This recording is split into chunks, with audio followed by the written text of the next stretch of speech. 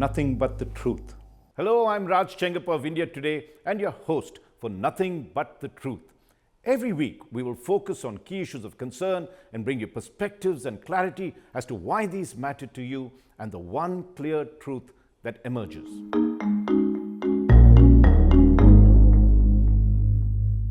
Jammu and Kashmir is back on center stage after the Supreme Court recently upheld the abrogation of Article 370 by the Modi government on August 5th, 2019. Till that time, that is till 2019, Article 370 gave Jammu and Kashmir a special status under the Constitution, which was different from the other states that formed the Indian Union. This status was agreed upon in the Instrument of Accession signed by the Indian government and the then Maharaja of Jammu and Kashmir, Hari Singh, on 26th October 1947. I'm giving you a bit of history to put it in perspective. This was after Pakistan began its invasion to forcefully occupy Jammu and Kashmir within 2 months after the partition of India and the formation of India and Pakistan in August 1947. Article 370 gave 6 special provisions for Jammu and Kashmir. The most important ones are that the state was conferred the power to have its own constitution and that central legislative powers over the state were limited to 3 subjects: defense, foreign affairs, and communications. And secondly, that Article 370 could be abrogated only by the concurrence of the state constituent assembly. When the Modi government abrogated Article 370, this was in 2019, it also declared that Jammu and Kashmir would now be a union territory. Also that Ladakh, which was earlier part of it, would be bifurcated as a separate union territory. The abrogation was subsequently challenged in the Supreme Court, and in a unanimous verdict delivered by a 5-judge bench on December 11th, India's apex court gave 4 important decisions. The first is that the court approved of the abrogation of Article 370 to end the special status of Jammu and Kashmir, which was done by the Modi government in 2019. The second was that it said that the assembly polls should be held by September 2024, and that the third thing that it said was that statehood should be restored to Jammu and Kashmir at the earliest, but the court didn't specify the date. The fourth is that one of the judges on the bench also recommended a Truth and Reconciliation Commission to redress past violence and the sort of hurt that was felt by the people that was there. Now, this is a historic verdict, a historic development in the tortured history of Jammu and Kashmir, which has seen so much violence and strife in the past 7 decades since its inception. To discuss the implications of this significant judgment and to look beyond Article 370, I am delighted to welcome Amitabh Mattoo, a leading expert on Jammu and Kashmir and also on national security. Amitabh was a former Vice Chancellor of Jammu University and advisor to Chief Minister of Jammu and Kashmir at a cabinet level, first to Mufti Muhammad Syed in 2015-16, and then after his death to his daughter Mehbooba Mufti from 2016 to 2018. Welcome, Amitabh Mattoo, to this show. Thank you, Raj, for inviting me. There's no better expert than you that I can think of that can put all these events into perspective. And Amitabh, let's start with the fact that the Supreme Court has brought to closure the legal question of Article 370. To all purposes, the article is dead, though the petitioners can still approach the Supreme Court for a review. But let's look ahead beyond that and see what's important. Of course, political closure is critical to ensure that there is sustainable peace in the region for all the key holders. So what would you say, Amitabh, would be the first thing the Modi government should be doing after the Supreme Court verdict? Raj, as you rightly pointed out, I think there is now, at least for the foreseeable future, legal closure after the Supreme Court's really comprehensive judgment running into several hundred pages, and the manner in which the case was argued. You could see it online. The best minds in the legal profession argued it. Then after this, the judgment has come through, which upholds the constitutional validity of the abrogation of Article 370 in August 2019. I think it is time to have the article behind us, but there isn't really a political closure. And I think in some ways the Supreme Court has outlined a vision for the future in its judgment. It's gone beyond the strictly terms of reference, legal reference. And the first point and the first direction is that there should be a restoration of democracy in Jammu and Kashmir. The Supreme Court has said that the elections to the State Assembly should be held by 30th September 2024. That really is within the next 9 months or so. So the election commission should be making preparations. There's already been a delimitation of constituencies as well as a voters list, which is, I think, now up to date. So it shouldn't be difficult to organize the elections within that time frame. It's important, however, that the elections are seen to be fair, completely fair. I mean, the Election Commission has acquired a reputation of independence, of integrity, and conducting fair elections. Unlike in the past in Jammu and Kashmir, as you will recall, Raj, that in 1987 True. elections, they were widely perceived to have been rigged. And part of the reason for alienation and militancy was those rigged elections of 87, including the fact that many of the Muslim United Front candidates saw themselves as being defeated not by the ballot, but by the machinations of the state administration. We must therefore ensure that people's faith in democracies, people's faith in elections is restored, and no better way than to demonstrate into September 2024. We should also allow all the political parties who participate in the election, and we should aim to try and see that the elections are as inclusive as possible. We should allow them the freedom to campaign, have manifestos, public rallies. There should be no muzzling anymore. I think the free play of robust Indian democracy should be evidence in Jammu and Kashmir, both for the people of Jammu and Kashmir to become genuine stakeholders now in this new process, the rest of India to see that there is normalcy in Jammu and Kashmir, and the world to watch how India deals with troubled problems, long historical problems, in a manner that could even serve as a model for other regions in the True. world. Now, I think you've made very, very important and significant points relating to democracy and the restoration of that, particularly in the valley. And if you take a look at what's been happening in Parliament in the last couple of weeks, there have been two major bills that have been moved. One is the Reorganization Bill, Jammu and Kashmir Reorganization Bill, which updates the 2019 bill and becomes the 2023 bill, and the other, of course, the Reservation Amendment Act. Now, what this does is essentially two or three things, is that the House strength, the Assembly House strength is moved up from 83 to 90 seats. Now, these amendments bring in two members, including a woman, to be nominated from the Kashmir migrants, which is essentially the Pandits that had to flee the valley in 1989, and one seat from the displaced people of Pakistan-occupied Kashmir, or POK. So this takes the nominated seats to 5. And one of the bills that is being passed right now gives them full voting power.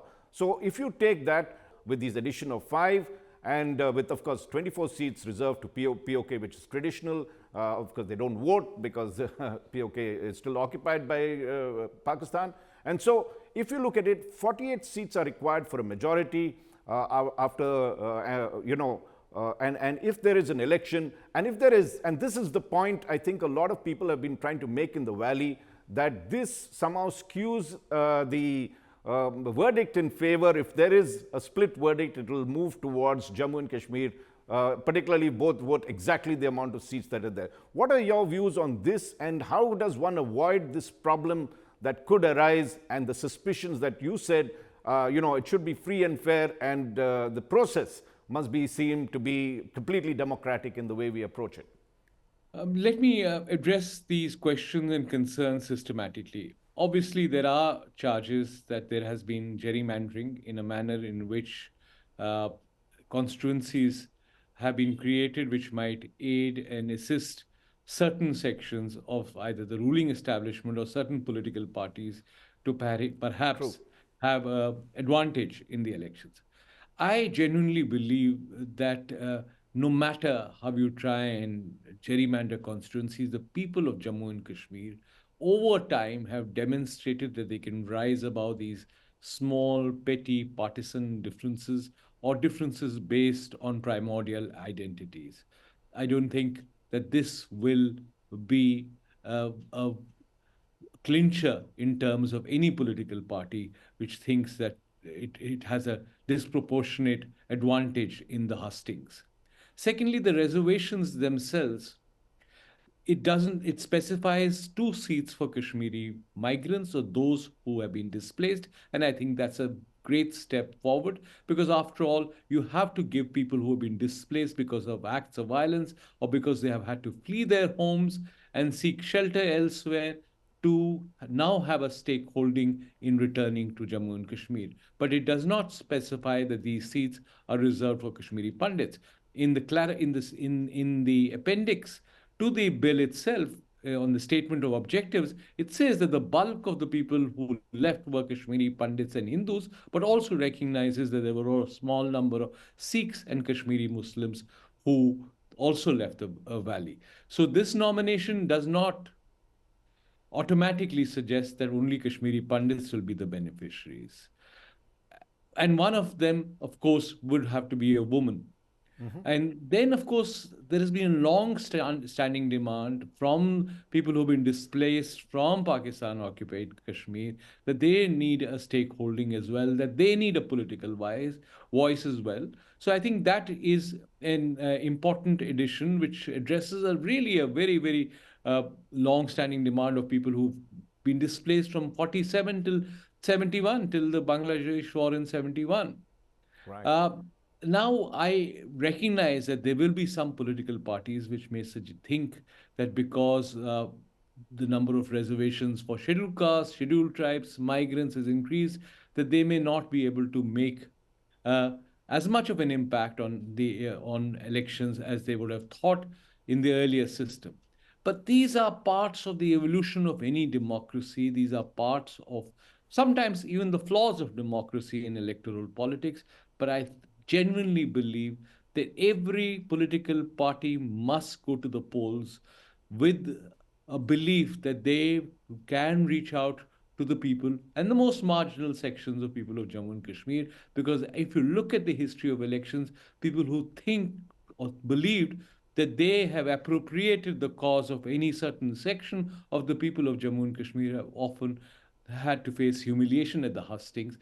At times, Mrs. Gandhi tried to do that, polarize opinion between Jammu and Kashmir with surprising results ultimately. So let's not assume anything. I think it's important now that there is a delimitation process, that it's been acted upon, and we have a number of seats and constituencies been identified, and a number of people who are going to be nominated. Let us now begin with elections. However flawed some people might think they are, ultimately we will have democratically elected representatives of the people of Jammu and Kashmir. For the last 10 years, there have been no elections. And no matter how good a governor's or a lieutenant governor's rule may be, there is no substitute for genuine, democratically elected government. That, after all, goes to the core Right. of the idea of India. And that is the manner in which India can express itself most successfully, most clearly in Jammu and Kashmir, that the troubled days are over. Welcome back to a vibrant, robust, democratic tradition. I just want to bring one additional point before we move to the next one. I think one of the fears or concerns is being expressed is one that the domination of the Jammu, in the assembly constituency would be there, and of course the elephant in the room. Here is a Muslim majority state, and you could get a Hindu chief minister. In a democratic country, anybody can become chief minister. Religion doesn't bar anyone from doing so. Is this an issue that you think could crop up in future? I mean, as we have stated very clearly, if the majority wants someone to do it, irrespective of whatever religion the person belongs to or whatever denomination, caste denomination, that person will be the chief minister of that particular state all across India. Of course, on paper, it shouldn't matter. It shouldn't matter whether a Sikh or a Buddhist or a Kashmiri Pandit or a Kashmiri Muslim, and within the Muslims, whether a Shia or a Sunni becomes the chief minister. But sadly, these things often do matter. And if there is a Hindu chief minister, it will initially invite a certain backlash or a certain reaction. But I think it's knowing Jammu and Kashmir, knowing the complexity of Jammu and Kashmir, knowing how difficult it is to manage and engineer final results in Jammu and Kashmir when the elections are free and fair, I would not give it a thought till we come across a situation like this. Let's cross that bridge if we actually arrive at that bridge. Remember in 1977, the whole Indian establishment, including the separatists within the valley, came together under a banner to defeat Sheikh Abdullah. And Sheikh Abdullah was on his sick bed, and he won that elections decisively. The Muraji Desai, Jayaprakash Narayan, you name it, everyone came together, including the Mirwais at that stage, including people like Abdul Ghani Lone, who joined forces with the National Party to try and defeat Sheikh Abdullah. But nothing worked. There is a certain psyche of the people of Jammu and Kashmir, and that psyche is often not something that you can stereotype or you can actually silo in a certain direction. There are factors which work, which often don't, which even psephologists get it wrong.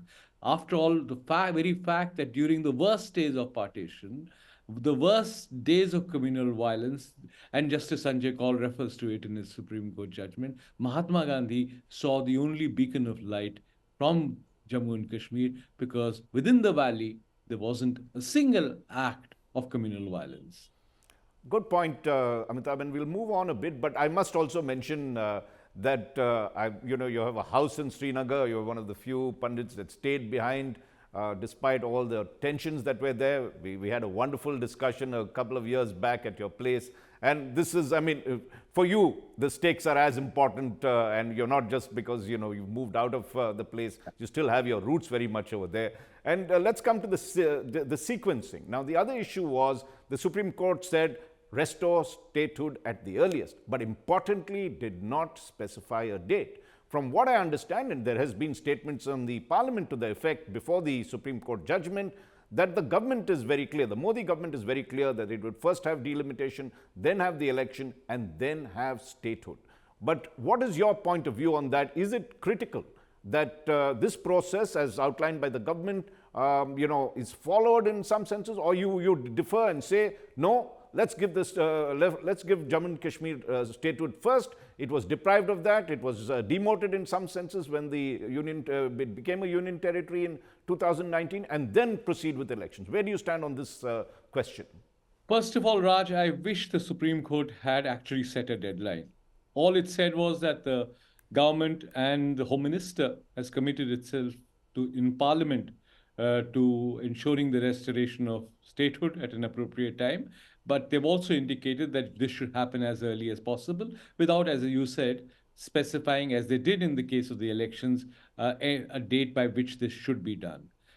I believe, and I might be out of sync with the establishment of this, that in terms of sequencing, electoral update, delimitation, that's happened. I think statehood restoration and then elections would be the sequence that I would recommend to the government. And it's not too late, because that will invite maximum participation, will be seen as inclusive, because let's face it, an assembly of a union territory doesn't have the same salience of an assembly of a state.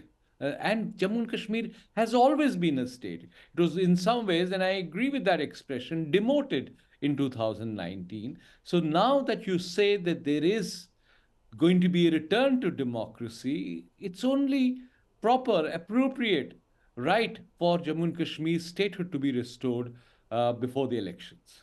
I think the concern, I mean, this is just a point of view from what I understand from the critics, well, let's put it the other, the votaries that want the sequencing to be first the elections and then statehood, is that once you form a state, then of course all the powers that the center had in terms of handling the police and the law and order and the terrorists would now in some senses also devolve to the state. And the state right now is not ready for that, in the sense that let there be elections, let there be then an elected government there, and then hand over the powers of the state, so that they believe then that that would result in sustained peace, rather than they fear that things could be interrupted. What is your view on, I mean, what is your take on this as compared to what the votaries of sequencing it the other way, which is first elections I and then always statehood? believe that you should not let the better become an enemy of the best.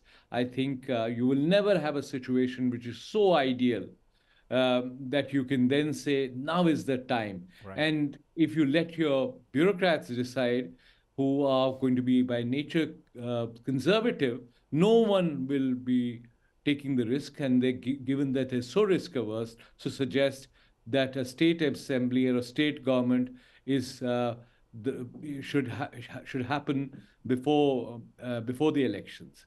I believe it is a political decision that the Home Minister and above all the Prime Minister must make to ensure inclusive participation, to demonstrate to the world that we now believe that Jammu and Kashmir can return to the free flow of democracy as a state.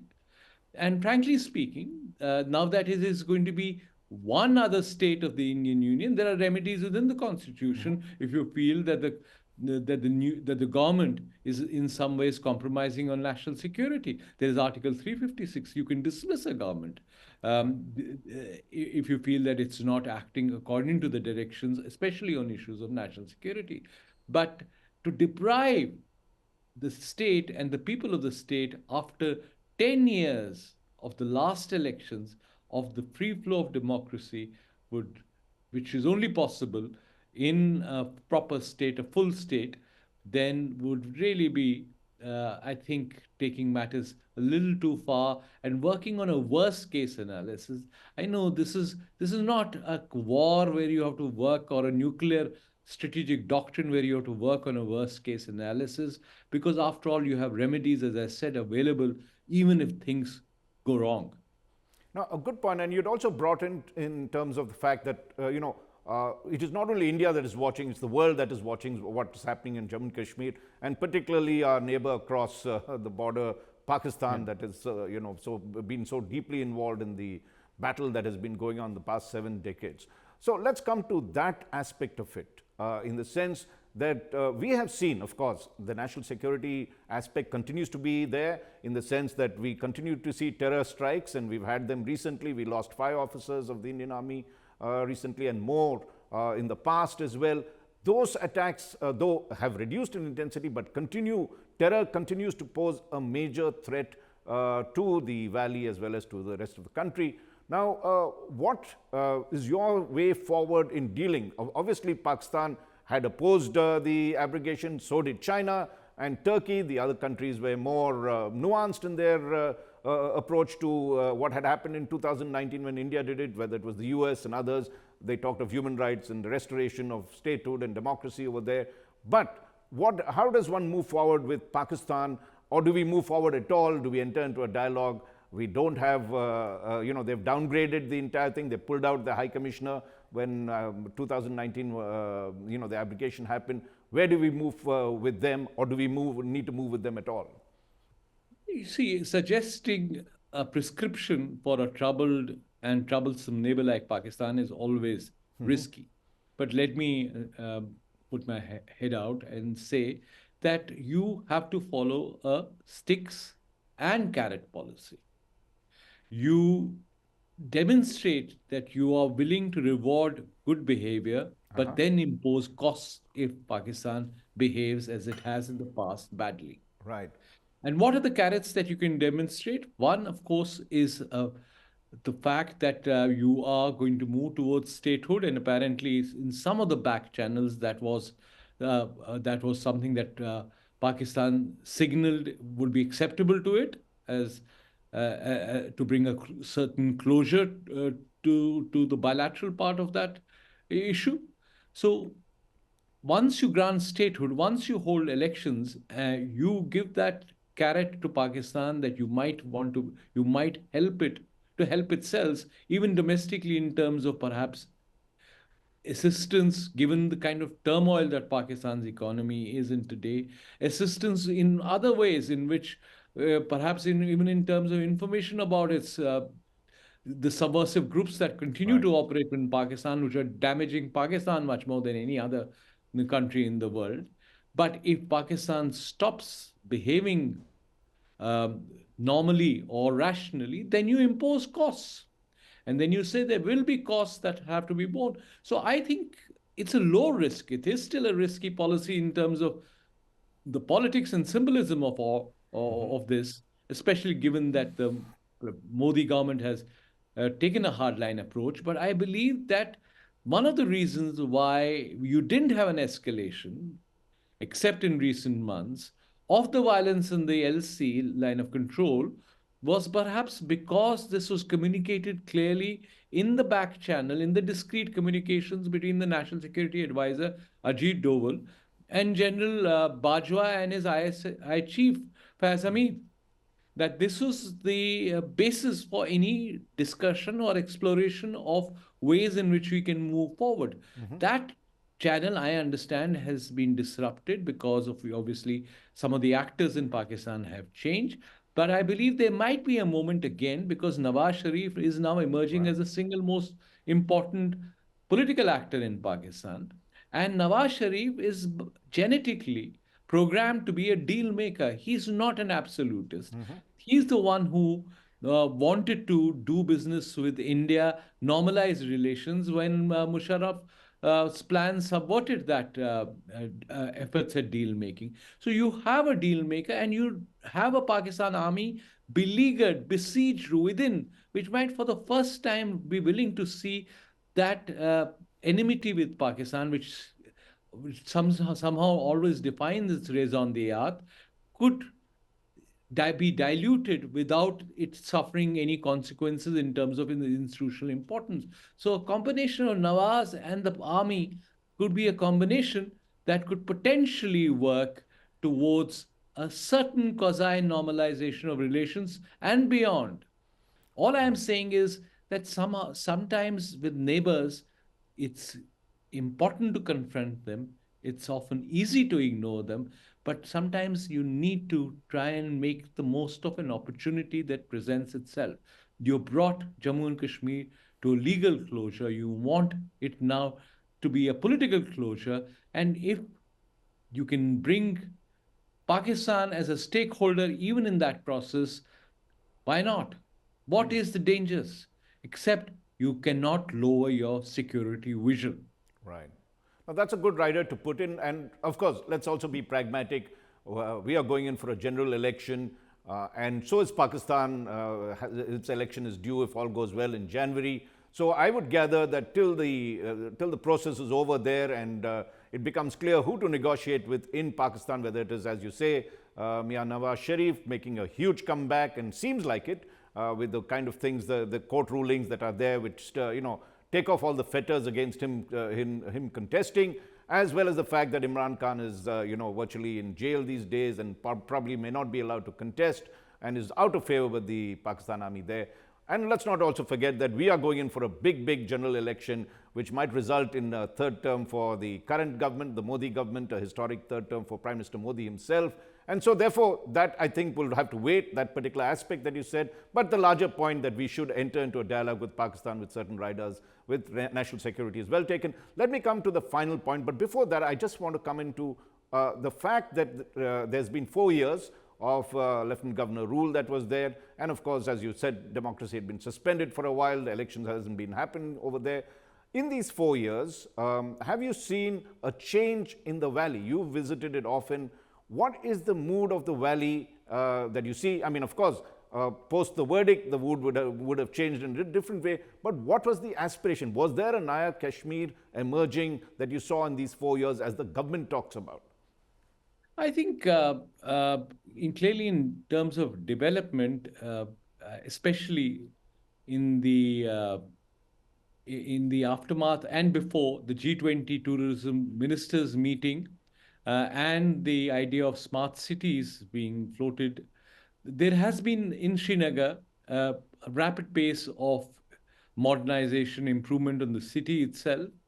Similarly, I think in terms of some of the infrastructure projects, there has been development.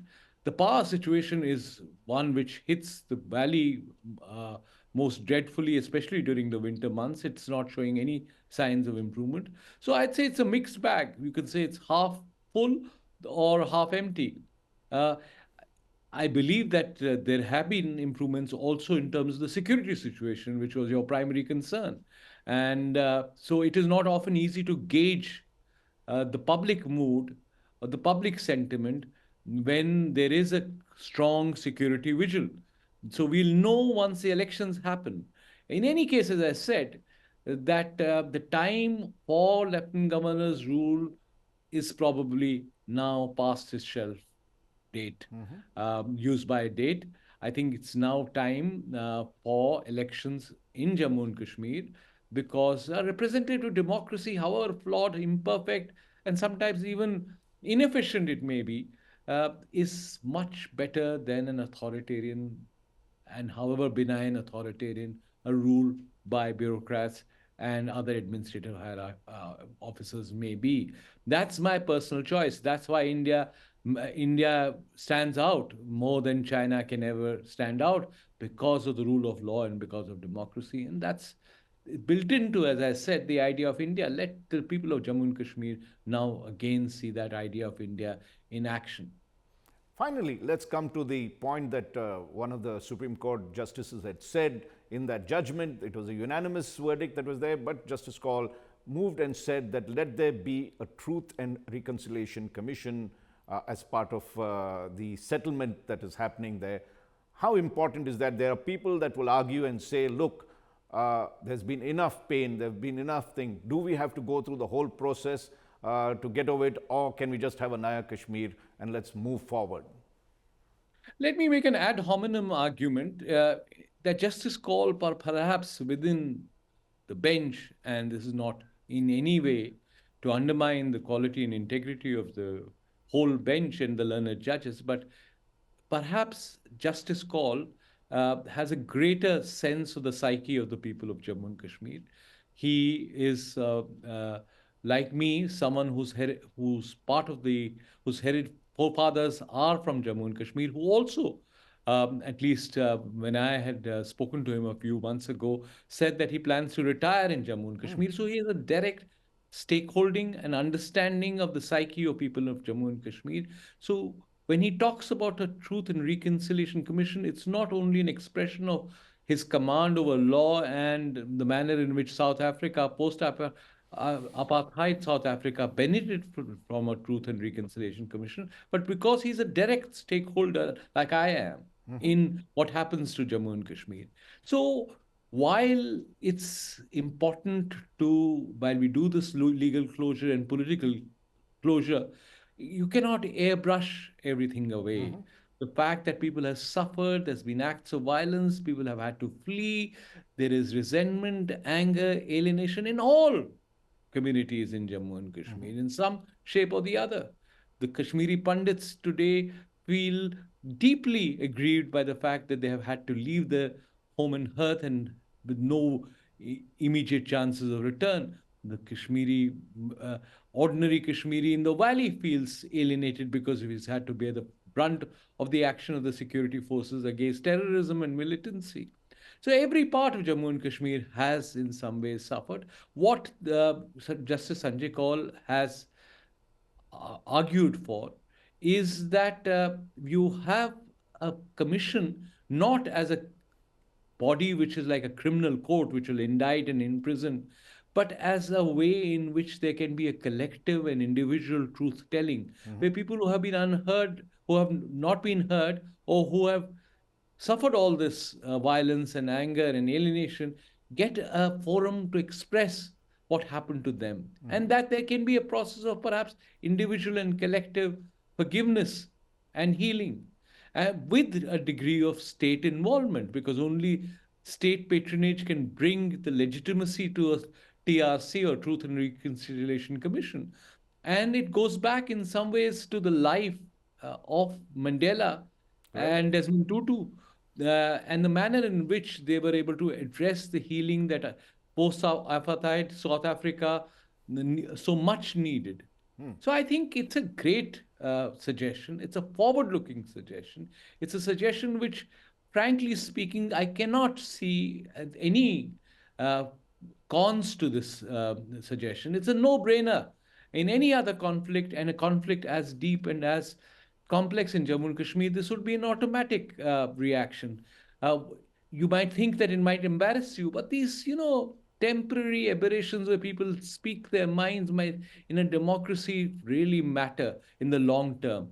As long as you're seen as reaching out to the people of Jammu and Kashmir and contribute to building peace, and building peace is something, as you pointed out, needs to be sustainable, needs to be shared, and needs to be long term, because we need to move beyond tactics, which are for the immediate, but into the long term strategy of where Jammu and Kashmir is actually believes that it is, as an equal state of the Indian Union, it is far better than a special state of which 370 guaranteed it. Frankly speaking, intuitively, I would say a Farooq Abdullah or a Sajjad Lone or Mehbooba Mufti would probably say, I would rather be Stalin or a Mamata Banerjee or a Naveen Patnaik, all opposition leaders of important states with a distinct voice, championing their identity and championing their rights, their linguistic specialness, their cultural sui generisness, rather than be a muzzle leader in a special state like J&K. So that is the kind of empowerment they should feel. And I think the Truth and Reconciliation Commission will do it at a macro level as well, at the popular level, at the grassroots level. Amitabh Mattoo, you have pointed out, I think, very, very interesting arguments for the Truth and Reconciliation Commission.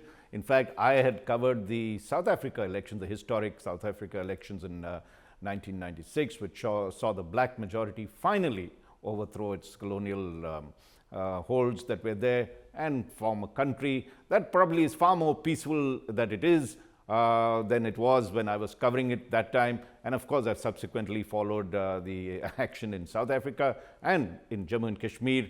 Very, very important developments have happened. As we've said, these need to lead towards long-term peace, sustainable peace, to all the stakeholders that are involved. And for this, I know it is still a long, long way to go. There are many miles to go. There are many hurdles to cross. But we, I think, are in a direction that is forward, positive, and hopefully will get there for all of us. Thank you very much, Amitabh Mattoo, for this, the time you've taken and for your really incisive insights. Thank you, viewers and listeners, to this episode of Nothing But the Truth. We do have Amitabh Mattoo's column in the latest issue of India Today magazine that is just out, and I'd recommend that you read it. He's as succinct as he is in this and as eloquent as well. And I look forward to having you with me next week. Nothing But the Truth.